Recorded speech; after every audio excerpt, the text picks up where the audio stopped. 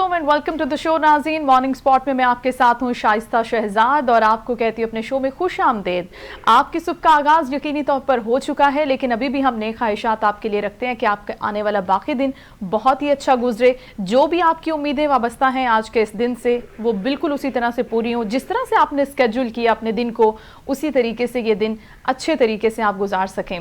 नाज़रीन, इन्हीं पॉजिटिव चीज़ों के साथ, पॉजिटिव वाइब्स के साथ हमें चलना चाहिए और इसी तरह से पॉजिटिव माइंडेड रहते हुए हमें दूसरों को भी यही मैसेज देना चाहिए कि वो इन सब चीज़ों को पॉजिटिव रख के चलें, क्योंकि जो नेगेटिविटी है ना, वो बहुत डैमेज करती है हमें। चाहे वो हमारे कलीग्स हों, हमारे रिलेटिव्स हों, दोस्त हों, कोई भी रिश्ता हो हमारा उनके साथ, लेकिन ये जो अच्छी उम्मीदें हैं, ये जो मुस्बत चीज़ें हैं, इनको हाईलाइट करना अपनी ज़िंदगी में बहुत ज़रूरी होता है। और हमेशा मैं अपने शो में इस बात को ज़रूर कोट करती हूँ, क्योंकि मेरे नज़दीक पॉजिटिविटी और मुस्बत जो राय है दूसरों के लिए, मुस्बत रवैया जो है, वो बहुत सी तब्दीलियाँ लेकर आता है और ये तब्दीलियाँ हमारी ज़िंदगी पे बहुत असर डालती हैं। अब हम बात कर लेते हैं शो के आगाज़ में कि सियासी मंजरनामे पर क्या तब्दीलियाँ हो रही हैं, क्योंकि तब्दीलियों की बड़ी गूंज होती है हमेशा से। सारी सूरत हाल पर बात करने के लिए हमें ज्वाइन करेंगे और हम जहमत देंगे सीनियर तज्जियाकार हैं इम्तियाज फरहान साहब। अस्सलाम वालेकुम इम्तियाज साहब, कैसे हैं आप? जी वालेकुम अस्सलाम, बहुत अल्लाह का एहसान जी। इम्तियाज साहब, दो तीन बड़ी चीजें हैं। कल जैसे एक बड़ी डेवलपमेंट सामने आई है कि सदर ममलिकत आरिफ अलवी ने इलेक्शन कमीशन को खत लिखा है। चीफ इलेक्शन कमिश्नर से ये कहा है कि 6 नवंबर की तारीख रख लें इलेक्शन के हवाले से। ये एक गो की तजवीज़ है उनकी कि वो 6 नवंबर को रख लें। आप ये बताएं कि क्या ये तजवीज़ किसी भी तरीके से काबिल अमल है, जबकि डीलिमिटेशन का प्रोसेस जो है वो अभी 16 नवंबर को कंप्लीट होना है। जी बिस्मिल्लाहिर्रहमानिर्रहीम। देखिए, इसको जो ये खत लिखा गया है, इसको मैं president Arif Alvi diplomacy part 2 इसको कहा जा सकता है। पहला पार्ट जो था वो था ऑफिशियल सीक्रेट एक्ट और आर्मी एक्ट के हवाले से, तो उसमें सदर मुमलिकत साहब ने ट्वीट के जरिए अपना इजहार ख्याल किया था, जबकि ट्वीट की कोई हैसियत नहीं होती। तबसरे पर तो हो सकती है, कोई ऑफिशियल काम में ट्वीट की या किसी आप जो इस तरह के खतूत लिखते हैं उसकी कोई हैसियत नहीं होती। और ये दूसरा खत है और पहले खत का भी इन्होंने हवाला दिया। इस खत का जो लास्ट पेरा है, बिल्कुल आखिर वाला पेरा, अगर आप उसको पढ़ेंगे पूरा तो उससे तमाम चीज वाज़ेह हो जाएगी कि इसमें बिल्कुल ऐसे ही जैसे ट्वीट के अंदर उन्होंने एक्सेप्ट किया था कि मैंने अल्लाह को हाजिर नाज़िर जान के कहता हूँ कि मैंने सिग्नेचर नहीं किए, लेकिन इससे बनने वाले कानून से जो मुतासिर होगा मैं उससे माजरत करता हूँ। इसी तरह ये लास्ट पेरा में लिखा हुआ है कि जिसमें इलेक्शन कमीशन से कहा गया, उसको ये भी बताया गया है कि सब्जुडिस मैटर है ये। इलेक्शन 90 दिन के रोज के अंदर आपको इस वक्त अदालतों में मौजूद है। एप्लीकेशन पहले तहरीक इंसाफ की भी मौजूद है, आई थिंक जमात इस्लामी की भी मौजूद है कि जनाब 90 दिन में इलेक्शन होने चाहिए। उस पर उन्होंने सारी चीजें बावर कराई है और ये मशवरा भी दिया है सदर साहब ने कि पॉलिटिकल पार्टीज से जो सलाह मशवरा भी किया जाए। बदकिस्मती की बात पाकिस्तान में ये रही है कि जो सबसे ज्यादा बाइख्तियार होता है वही बहरान पैदा करने का सबब भी बनता है, चाहे वो सदर मुमलिकत हो, चाहे वो चीफ जस्टिस ऑफ पाकिस्तान हो। इस तरह के जो इदारे हैं वो मामलात को हल करने के बजाय वो अपने फैसलाबाजी करते हैं, फैसला करके और बहरान पैदा कर देते हैं। यही काम जो इलेक्शन कमीशन को सजेस्ट कर रहे हैं, जो कि एक नॉन पॉलिटिकल कॉन्स्टिट्यूशनल इदारा है इलेक्शन कमीशन, ये काम ऐवान सदर क्यों नहीं कर सकता था? ऐवान सदर एक कप ऑफ टी के ऊपर इंडिविजुअली भी और कलेक्टिवली भी सबको एक विजडम, पाकिस्तान के हक में एक नेशनल इंटरेस्ट विजडम के साथ सबको इनवाइट कर सकते थे कि जनाब इलेक्शन होने करवाने हैं 90 डेज में या कैसे होने चाहिए। देखिए, जहां ये उन्होंने जितने आर्टिकल कोट किए हैं 48, 48(5), 51(5), 51, 199, 220 और आई थिंक 219 भी है, ठीक है ना, 219, 220। ये तमाम आर्टिकल अगर आप पढ़ेंगे तो उसमें सारी डेफिनेशन मौजूद है। तो ये काम प्रेसिडेंट साहब ने खुद क्यों नहीं किया? जो उनका एक जो वफाक की अलामत है, तो वो निफाक की अलामत क्यों बन रहे हैं?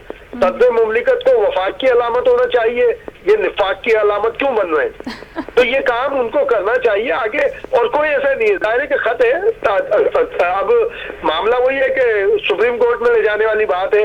ये बिल्कुल के मौका देना अपनी जमात को या किसको, भाई पाकिस्तान को मौका दे। सिर्फ पाकिस्तान है तो सदर है, पाकिस्तान है तो मैं और आप हूँ। बहुत खूबसूरत बात है इम्तियाज साहब कि अगर सब लोग इंक्लूडिंग सदर मुमलिकत, इंक्लूडिंग इलेक्शन कमीशन जो एक इदारा है जिस तरह से आप बता रहे हैं, अगर सब लोग ये सोच लेना कि हमने पाकिस्तान का सोचना है, अवाम का सोचना है, जमहूरी हुकूमत आने के बारे में सोचना है, तो फिर ये जो कंट्रोवर्सीज हैं ये तो पैदा ही नहीं हो। लेकिन जिस तरह से आपने इस लेटर का हवाला दिया तो लास्ट पैराग्राफ में उन्होंने ये चीज भी बोली है कि आपने चारों सूबों के और नेशनल असेंबली के इलेक्शन एक दिन करने हैं। बिल्कुल बिल्कुल यही है। इम्तियाज साहब, इसके ऊपर भी आप बताइए कि ये जो उन्होंने एक राय दी है और उसके ऊपर उन्होंने डाइवर्ट कर दिया है कि या फिर आप इसके ऊपर जो है ना लॉफुली देख लें, आप कोर्ट से भी इसके ऊपर रुजू कर सकते हैं, तो आप क्या समझ रहे हैं, ये पुश डालना चाह रहे हैं कि मामला अल्टीमेटली जाए ही जाए कोर्ट में? जी बिल्कुल, देखे ना, मैं यही कह रहा हूँ आपसे कि ये आप या तो अपनी जिम्मेदारी पूरी करते, कैटेगोरिकली आप नोटिफिकेशन जारी करते ऐवान सदर से कि जनाब ये 6 नवंबर को या जो डेट देना चाहते हैं आप कि जी इसको इलेक्शन होंगे, बाकायदा ऐलान करते। आप बात तजवीज, ये तजवीज है, लेकिन एंड में आके आप वो जो सारी चीजें आपने सजेस्ट की है, ये सारे काम आप खुद कर सकते हैं। आप भेज दें एक रेफरेंस सुप्रीम कोर्ट में, छोड़े उनको। अब उसके लिए अगर आपको प्राइम मिनिस्टर की एडवाइस की जरूरत है, जो इन्होंने सबसे पहले 48(5) जो आर्टिकल इन्होंने कोट किया है उसके तहत तो इन्हें कैबिनेट की जरूरत है। सदर मुमलिकत खुद कुछ भी नहीं कर सकते और मौजूद नहीं कर सकते। एग्जैक्टली। इम्तियाज साहब, अब थोड़ा सा आगे बढ़ते हैं, हम बात करते हैं कि जिस तरह से एक इंतखाबी मुहिम का सिलसिला भी जारी है मुख्तलिफ सियासी जमातों की जानिब से, पीपल्स पार्टी ने भी एज इट इज इंतखाबी मुहिम का नाम तो इसको नहीं दिया, लेकिन राब्ता मुहिम कह सकते हैं आप। और आज सीईसी की यहाँ मीटिंग भी है, बिलावल साहब उसको चेयर भी करेंगे। आप ये बताइए कि इसमें होगा क्या? नाराज रहनुमाओं को मनाने का भी टास्क है क्या इसका हिस्सा, कि जैसे लतीफ खोसा या एतजाज एहसन या दूसरे कुछ रहनुमा जो नजर नहीं आ रहे थे उनको मनाने के हवाले से अब काम शुरू हो गया है?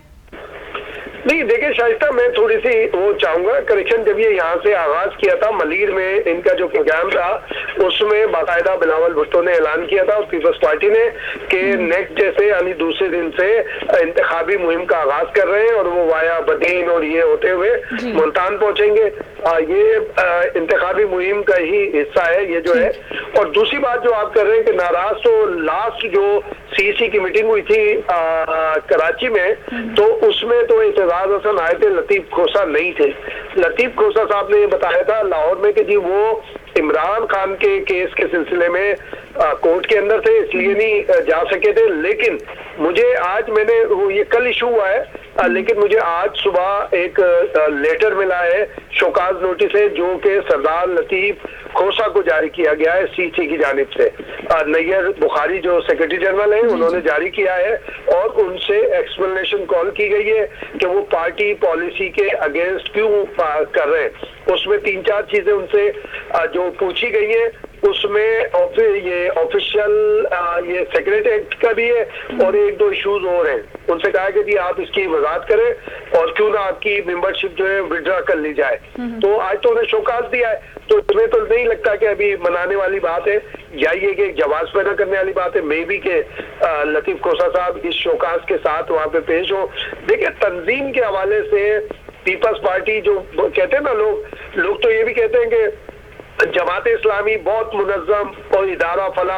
मैं कहता हूँ पीपल्स पार्टी से आपको अलावा नहीं मिलेगी कोई तंजीम। आपको पॉलिटिकल पार्टी अगर कोई मिलेगी हर चीज में आगे बढ़ना, हर चीज में करना, तो आपको सिर्फ पीपल्स पार्टी मिलेगी कि बाकायदा तंजीम साजी है। सीसी देखेंगे, बेटा जो है जो पीपल्स पार्टी का चेयरमैन है, चेयरपर्सन के सामने खड़ा हुआ, उसने बिलावल भुट्टो साहब ने कहा कि घर के अंदर मैं पाबंद हूँ आसिफ जरदारी साहब की बात मानने का, पॉलिटिक्स में नहीं हूँ। मैं पॉलिटिक्स में सीसी की बात मानूंगा, मैं जो पार्टी है उसकी बात मानूंगा। तो उन्होंने आज एक्सप्लेनेशन शोकाज हुआ है लतीफ खोसा साहब को, मे बी के ये उनकी वजाहत के बाद उनको एक मौका दे दिया जाए या क्या होता है। तो ये सीसी का है, इसमें जो ये इलेक्शन के दिन वाली बात है कि 90 दिन में होनी चाहिए, वो मेन टॉपिक है। लेकिन कल बिलावल ने वाजे कर दिया कि हम ये चाहते हैं कि डेट इलेक्शन कमीशन ही को देनी है। बिल्कुल, ये बात भी वाज़ेह हो गई, लेकिन थोड़ा सा इम्तियाज साहब हम एक और सियासी जमात की भी बात करते हैं, वो हमें बताए। ठीक है इम्तियाज साहब, एक और सियासी जमात की भी बात कर लेते हैं, थोड़ा सा वक्त रह गया कि मियां साहब की डेट जो वापसी की है, गो के कहा गया कि शहबाज शरीफ ने दी है 21 अक्टूबर को उनकी वापसी के हवाले से। आप देख रहे हैं कि मियां साहब 21 अक्टूबर को या फिर अक्टूबर के आखिर में या फिर दिसंबर के शुरू में किसी भी महीने में वापस नजर आ रहे हैं आपको आते हुए? देखिए, इस वक्त नवाज शरीफ की वतन वापसी में रोजे अव्वल की तरह आज भी सबसे बड़ी रुकावट खुद मियां नवाज शरीफ है। खुद मियां नवाज शरीफ की विल है, खुद मियां नवाज शरीफ का अपना फैसला है। वो उनके पास ये गुज़िश्ता 2022 में मौका था, जब ये हुकूमत का चेंज हुआ था, ये आ जाते तो आज ये बेल आउट होते, बाहर होते, या सारी चीजें हो गई। अब तो ये भी साबित करने लोग सवाल कर रहे हैं ना कि ये साबित करें इनकी तबीयत ठीक हो गई है। तबीयत का कहीं जिक्र नहीं हो रहा, सियासत का जिक्र हो रहा है। हाँ। तो ये पॉलिटिकली डैमेजेस होते हैं। तो अब वो अभी ये आपकी बात बिल्कुल सही है कि ये ऐलान किया है शहबाज शरीफ ने नवाज शरीफ साहब की मौजूदगी में। ख्वाजा आसिफ जिन्होंने डिमांड की थी कि शहबाज शरीफ वापस आए और जो वहाँ पे लीडर किराम बैठे सागदार वो वापस आए, तो उन ख्वाजा आसिफ को लंदन बुला लिया गया था, वो तो अभी वापस नहीं आए, तो वो खड़े हुए थे। ये हम जरूर कह सकते हैं कि उनकी मौजूदगी में, नवाज शरीफ की मौजूदगी में शहबाज शरीफ ने ऐलान किया है 21 अक्टूबर, क्या जरूरी 21 अक्टूबर आ जाए अगले हफ्ते एक। लेकिन डॉक्टर मैं उनको देखता हूँ, जो उनके मुस्तकिल डॉक्टर है, मुझे नाम याद नहीं आ रहा, वो लंदन में ही रहते हैं, वो भी पीछे खड़े हुए थे। जो यहाँ पे भी उनके मुस्तकिल डॉक्टर है, तो उन्हें तबीयत के साथ भी आगे बढ़ना चाहिए। अभी हम तो तजवीज आपके प्रोग्राम के थ्रू उन्हें तजवीज देंगे कि आप फौरी तौर पर हॉस्पिटल के 3-4 विजिट करें और वहाँ पे अपने चेकअप करवाएं मुख्तलिफ डॉक्टर से, ताकि वहाँ से एलओसी हो जाए कि आपके पास एक फेस सेविंग भी हो कि जनाब ये डॉक्टर ने ओके कर दिया, या डॉक्टरों ने एहतियात की। तो आप ये कह रहे हैं इम्तियाज साहब कि बात सारी पड़ गई है डॉक्टर अदनान के ऊपर कि डॉक्टर अदनान क्या मशवरा देते हैं मियां साहब को कि वापस आना है या नहीं आना? Right sir, thank you so much for your time. अभी यहाँ पर प्रोग्राम में वक्त हो गया ब्रेक का, और ब्रेक के बाद नाज़रीन हम बात करेंगे कुछ आपकी हेल्थ के मसाइल के ऊपर, फिटनेस के ऊपर। फिटनेस एक्सपर्ट जो है वो हम स्टूडियो में ज्वाइन करेंगे, आपके जो भी सवालात हैं उनको भी हम किसी ना किसी हद तक लेकर चलेंगे कि आगे इन सारे मसाइल का हल निकल कैसे सकता है। तो यहाँ वक्त हुआ ब्रेक का।